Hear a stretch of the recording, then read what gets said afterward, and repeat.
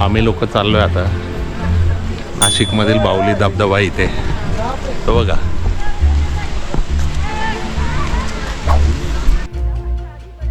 नमस्कार मंडळी, मी doctor Churchill वाघ. इगतपुरीपासून 10-15 मिनिटाच्या अंतरावर असलेल्या भावली धबधब्याला आम्ही एका शनिवारी गेलो होतो. धबधब्याला जाणारा रस्ता खूपच सुंदर आहे.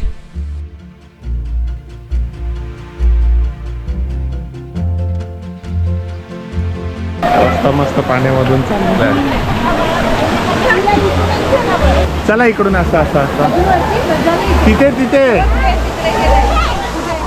मुलांना कसं सांभाळत आम्ही या वॉटरफॉलच्या जवळ पोचलो. अतिशय थंड असलेल्या या पाण्याने जोपर्यंत आम्ही मजा मारतो तोपर्यंत तुम्ही या वॉटरफॉलचे ड्रोन शॉट्स पहा.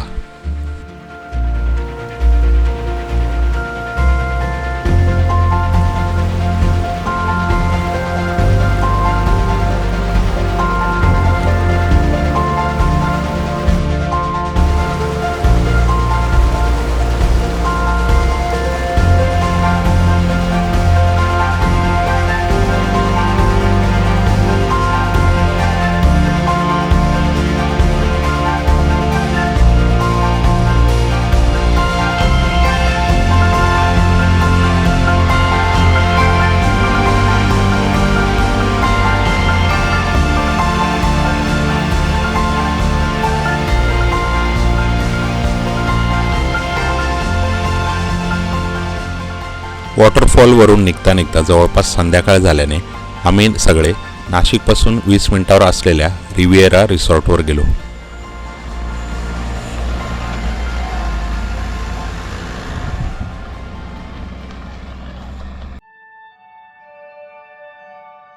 नाशिकमध्ये धरणाच्या बॅकवॉटरने तयार झालेले खूप सारे लेक आहेत. त्यामधील वालदेवी डॅमच्या लेकजवळ हा रिसॉर्ट होता आणि आजूबाजूला होत्या खूप साऱ्या द्राक्षांच्या बागा आणि हिरवीगार शेती.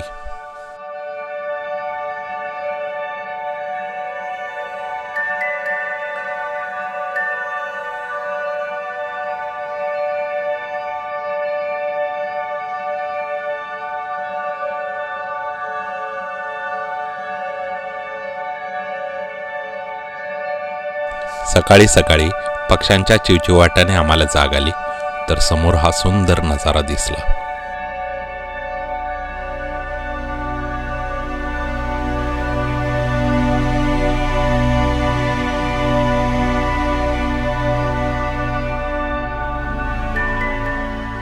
राकट देशा कणखर देशा महाराष्ट्र देशा अशा या डोंगरदऱ्यांच्या गड किल्ल्यांच्या भक्तिभावाच्या महाराष्ट्राचा प्रत्येक भाग मान्सूनमध्ये सुंदरतेने अजूनच उठून दिसतो. मी काही बोलायचीच गरज नाही, स्वतः तुम्हीच पाहून घ्या.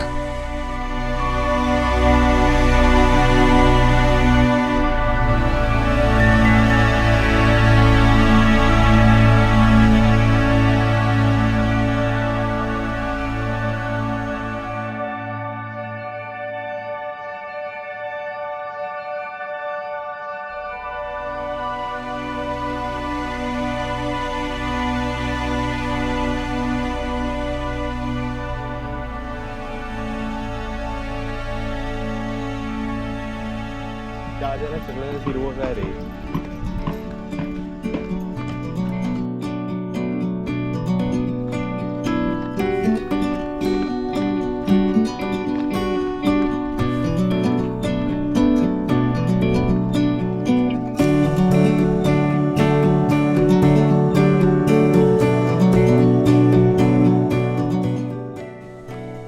सकाळी सकाळी तयार झाल्यावर आम्ही चालतच छोट्याशा ट्रेकला निघालो. वारा भरपूर वाहत होता. शहरापासून दूर निसर्गाच्या सानिध्यावर आल्यावर आपण थोड्या वेळाने निस्तब्ध होऊन जातो. सगळ्या चिंता विचार दूर पळून जातात आणि मनात राहते फक्त शांतता. अशा या शांततेतच भविष्याच्या योजना, आयुष्याचे नवे निर्णय होतात. तर मग कुणाची वाट बघताय तुम्ही? चला बॅग पॅक करा आणि निघा कुठेतरी. सगळ्यांच्या जबाबदाऱ्या पार पाडता पाडता थोडा तरी वेळ स्वतःसाठी नको का द्यायला? आपण म्हणतो की या बिझी लाईफमध्ये वेळच भेटत नाही. वेळ कमी पडत नाही तर खरं म्हणजे आयुष्यच कमी पडतं. अशा या आयुष्यातला एक एक क्षण आपण जगून घ्यायला हवा.